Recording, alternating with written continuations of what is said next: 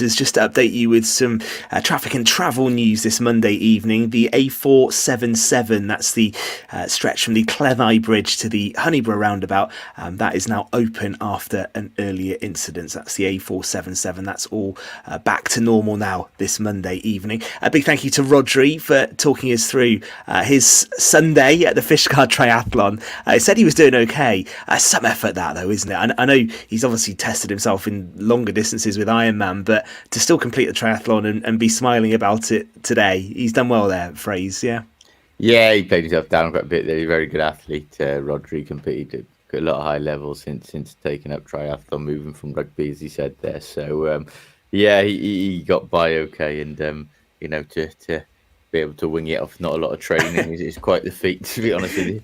Yeah, I did enjoy that. No, good effort, and we'll leave that on the Facebook page so you can watch that again. And triathlon, definitely something that's growing. Each time we feature it on the show, we always get a really good reception for it as well. So that was excellent to talk to Rodri. Just some news from Haverfordwest County, actually. They're getting ready for the new season, pre-season preparations in place. They've got an away game not far from me, actually, at Gloucester City on Saturday, 27th of July. And actually some pretty decent squad additions.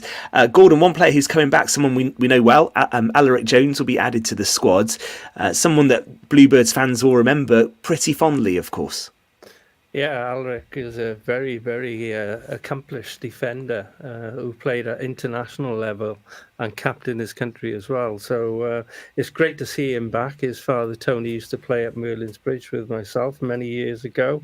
And it's great to see that lad back. And also another Merlin's Bridge former player of mine, Chris Walters, his son Greg, has come back in midfield. So Greg is a really box-to-box, very fit midfielder. He'll bring a lot of energy to the Bluebirds midfield, that's for sure.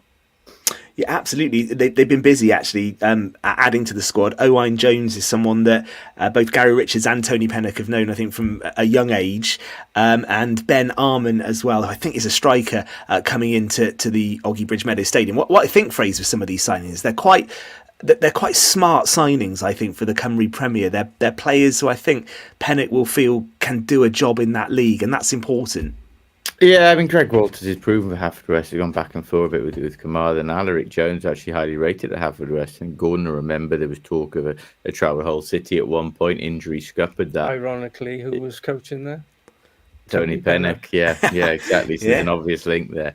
And, I was just surprised when he went away to Cardiff Met, where they were obviously just frozen out a little bit by Haverfordwest, maybe change of life circumstances as well. But no, it's good to see him back. He was a youngster with real potential. And if he stays injury-free, he'll be a big player for him.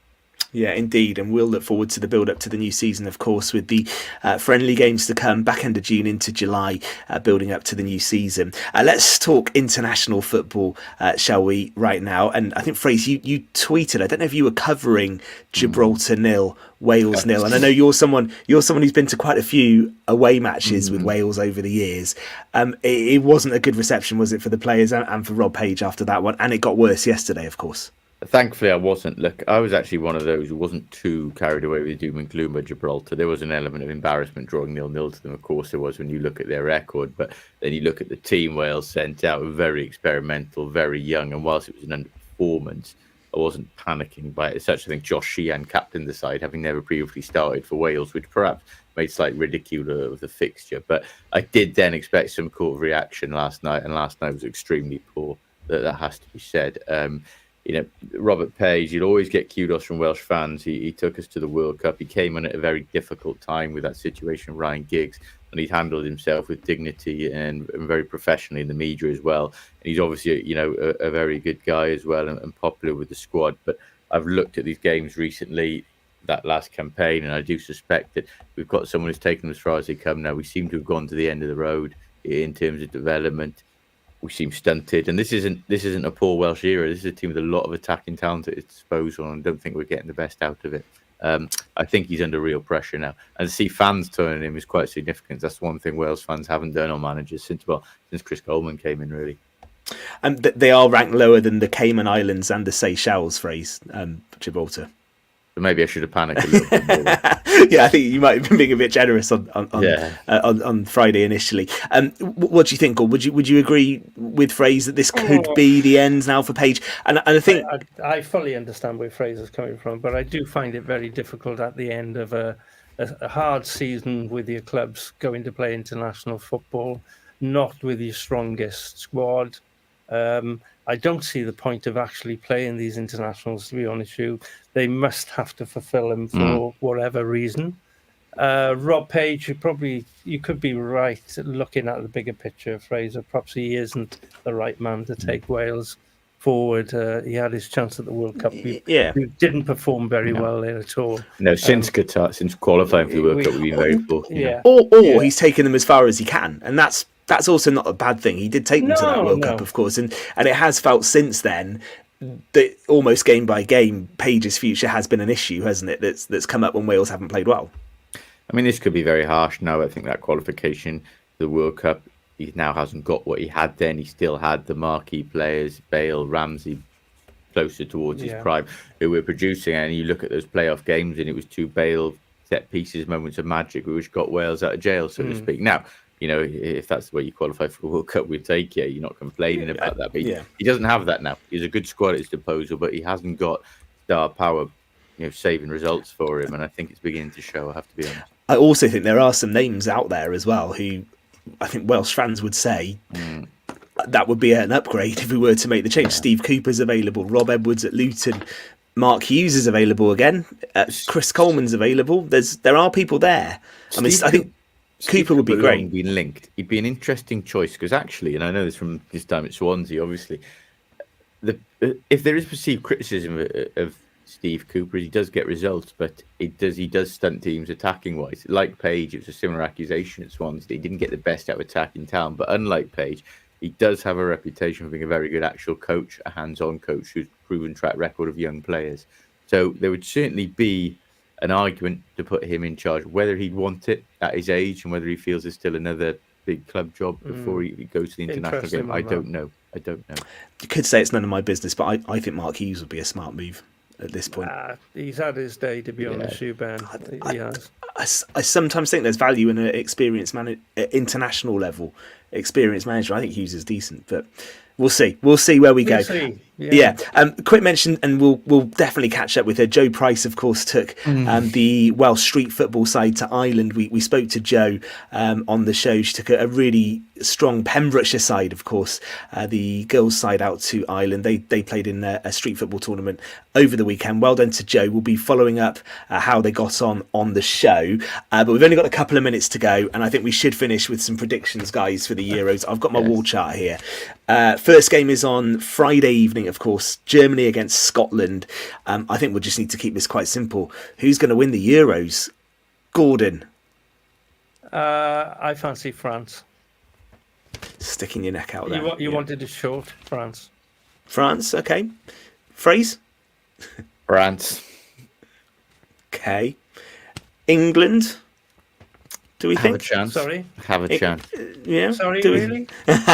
Well, I think after the Iceland game, that I think that probably has tempered. No bearing on it, Ben. No bearing on it. No. Whatsoever. I think England will be contenders, I would say. What about, I'm going to say Germany in their own back garden. Yeah.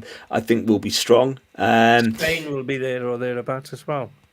Yep, Spain in with Croatia, Italy, and Albania. I think Italy will be decent as the tournament goes on as well. Holders, aren't they? Yeah, and England beat them twice in qualification, but I think when the tournament gets going, that there'll be a side to watch. Any dark horses? You both said France. So anything Croatia, a bit more exciting? Not Scotland. I think. I mean, he seems to have a reputation of being so defensively vulnerable on the big stage. I think Portugal do have a lot of young talent when you look past the arguments about whether Ronaldo should be playing. They've got a very decent squad and they're on a good side of the draw. I'm not saying they'll win it, but then I wasn't thinking they were going to win it in 2016. No. If they can get momentum, I think Portugal are dark horses when you look at their squad. There's a lot beneath the surface when you get past Pepe and Ronaldo, the veterans. No, I think Portugal are a really good shout, and actually Yeah, they've got a useful squad, and with Martinez as well, his experience from Belgium at past tournaments, one to watch. Seriously, and how far will England go, guys? Oh, I think you're going to have a chance of going all the way. I think when you look at the talent they dispose. It's funny, he's long been accused of being too loyal to players and too rigid in his selection, Southgate. I look at this one, I think it's a big call, the amount of experience he has left out. It is, really, yeah. I would have taken one of them, would have perhaps taken Grealish. I would 100% taken Grealish. Yeah, that was a surprise. 100%. Defensively, if there's an injury to John Stones or Kyle Walker or even Luke Shaw, I think it's a huge concern. I think they're light on certainly covering experience. I think that's where their downfall will be. Yeah, defense. I think so. And against France, who you've said, like with Mbappe, you can see that being if England were to play them in the semi-final, that would be really, really difficult. But I'm going to say Germany in their own backyard. You two are saying France, and a couple of nice dark horses to keep an eye on. This time next week, of course, we will know how the tournament's going, and we'll be able to look back on England's first game as well, which is on Sunday, and maybe a defeat for Scotland on the opening night against Germany. Who knows? Gordon Fraser, thank you very much indeed. We have got to go because it's the Mood Train with KT on the way next this Monday night on Pure West Radio. Good night.